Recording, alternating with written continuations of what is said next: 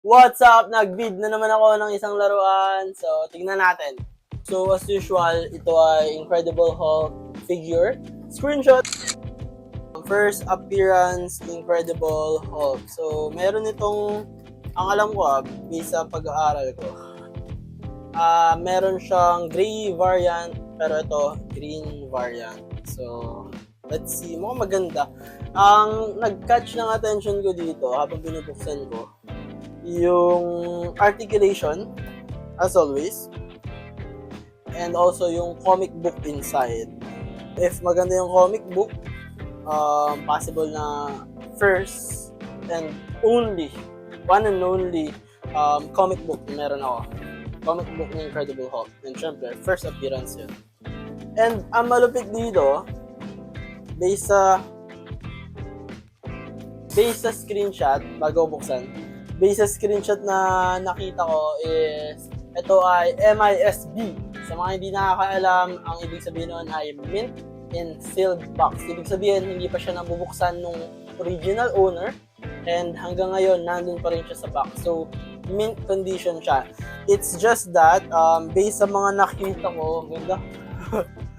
Based sa nakita ko dun sa picture, and ngayon, may mga chipping dun sa mga gilid ng packaging. Pero naging honest naman si seller dun.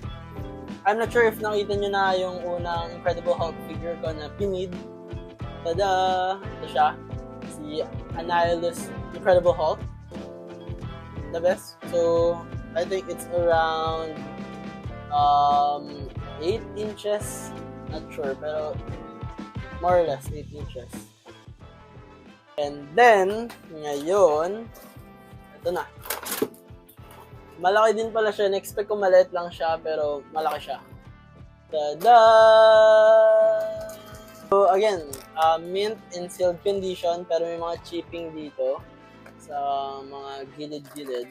Pero, I think it's good as new. And, nagulat nga ako kasi kasing laki din halos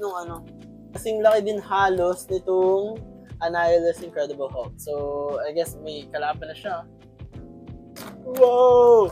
And ang kakaiba dito is, bubuksan natin siya. Naisip ko, sayang naman, mint in sealed condition. So, bakit ko bubuksan? Naisip ko, I don't think magbavalue siya as much as yung value niya ngayon or value niya ng original price niya kapag tumagal pa na sealed box. Especially may chipping na sa packaging. So, wala nang kwenta kung mint in sealed box pa rin yung yung concept niya. Tsaka, para sa akin, toys are meant to be played. So, I'll just fulfill his purpose. So, tara, buksan natin. And yung comic book, sobrang na-excite ako sa comic book. Galactus series siya na may build-a-figures. Figure na to is merong kasamang arm ni Galactus. Ayan o. Which is hindi ko naman kukompletuin. So, if may gusto, sabihin nyo lang.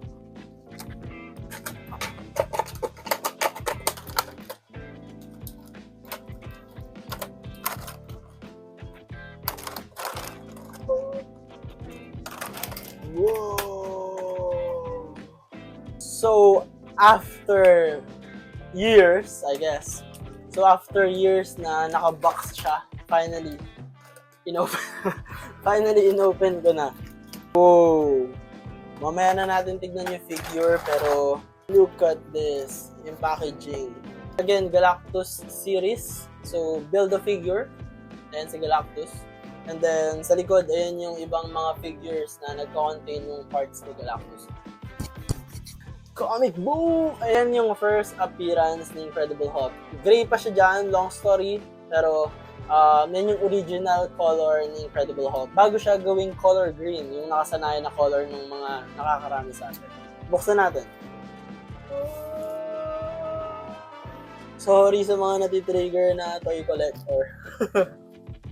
Pag mint condition, dapat hinahayaan ng mint, but may Fantastic Four cover pa, napapanahon. Ito yung Fantastic Four 2005.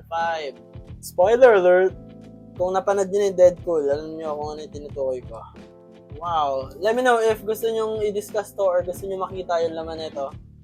Tada! Comic book, first appearance ng Incredible Hulk. Again, sabi ko kanina, meron siyang gray variant. Sana yun yung nakuha ko, pero hindi. Okay lang din. Para at least yung nakasanayan na natin na kulay. Ba't dumilim yung camera ko? Ayan. So, Incredible Hulk, first appearance.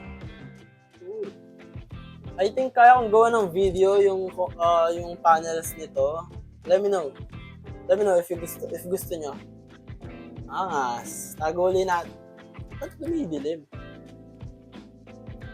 Ayan. Tago ulit natin sa plastic. Sealed na ulit siya. And now, for the main event.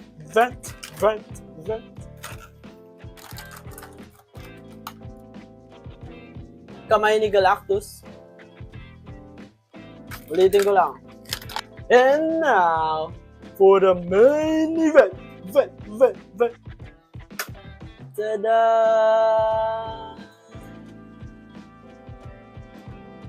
So, ayan na. Thank you for watching. Like nyo yung page nung toy collector na nakuhanan ko nito.